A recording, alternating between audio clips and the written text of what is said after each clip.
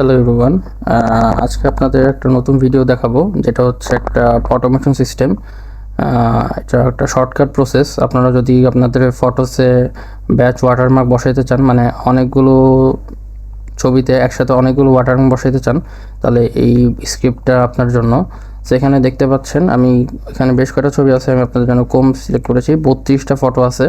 So এখানে আমাদের কাজ হচ্ছে প্রতিটা ছবিতে আমাদের ক্লায়েন্টের ওয়াটারমার্ক বসানো।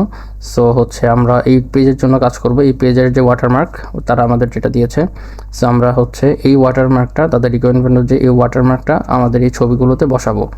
সো এই কাজটা করার জন্য আমাদের জাস্ট কয়েক সেকেন্ড লাগবে, যেটা ম্যানুয়ালি করতে গেলে অনেক সময়ের ব্যাপার। সো আমরা আপনাদের দেখাচ্ছি। প্রথমে আপনাদের এই ফটোশপ জাভা স্ক্রিপ্টটা একটু ভিএস করে দেখাচ্ছি। এটা হচ্ছে টোটালি স্ক্রিপ্ট জাভা কোডে মেড করা সেটা। সো আমরা প্রথমে ফটোশপে চলে যাব।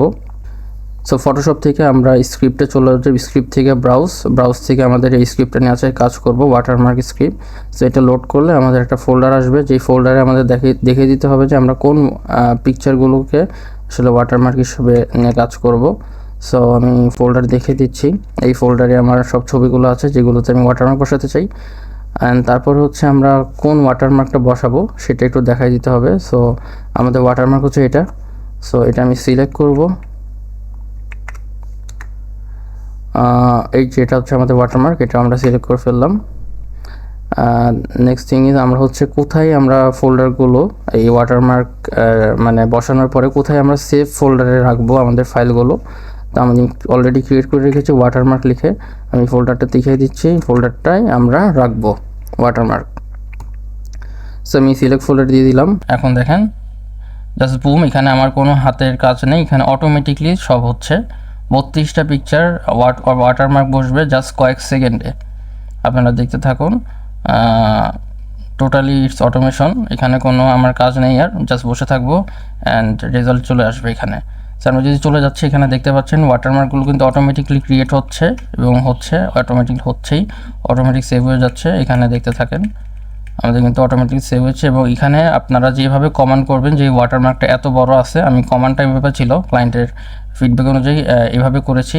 আপনারা যদি চান এই ওয়াটারমার্কটা লেফট সাইড, রাইট সাইড বা উপরে নিচে বসবে। সো এটা আপনারা ওইভাবে কমান্ড দিলে এটা বসবে, কোনো অসুবিধা নেই।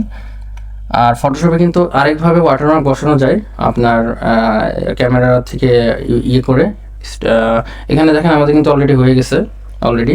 তো ফটোশপে কিন্তু আরেকভাবে ওয়াটারমার্ক রেকর্ড করা যায়, সেটাও কিন্তু একটা প্রসেস আছে। সো এটার থেকে আমার মনে হয় এই জিনিসটা আরও বেশি, কারণ এটা রেকর্ড করতে হয়, তারপর ওকে আর কি দেখাই দিতে হয়। সো এটার কাছে ওটার থেকে আমার কাছে মনে হয় এটা বেশি জোস আর কি। সো দেখতে পাচ্ছেন আমাদের কিন্তু সব ছবির ওয়াটারমার্ক এখানে বসে গেছে। এখানে টোটাল 32টা ছবি আছে, এখানে সব ছবি বসে আছে। আমি আপনাকে একটা বড় ফাইল দেখাই। আমাদের এখানে টোটাল ছিল হচ্ছে নো ওয়াটারমার্কে 284টা ফাইল, ওখান থেকে আপনি কয়েকটা দেখাইছি আপনাদেরকে। এখানে দেখেন, এখানে কিন্তু টোটাল 284টা ফাইল, এবং এখানে কিন্তু আমরা কিন্তু সব বসাই দিছি। এখানে ওয়াটারমার্ক 284 ফাইল দেখেন, সবগুলোতে ওয়াটারমার্ক। এবং এটা করতে আমাদের বেশি সময় নেই, লাগছে হয়তো 2 থেকে 3 মিনিট বা 5 মিনিট ধরেন এভারেজ। সো এটা আপনার ম্যানুয়ালি কাজ করতে কিন্তু অনেক সময়ের ব্যাপার ছিল, প্রায় ঘন্টাখানেকের কাজ এটা।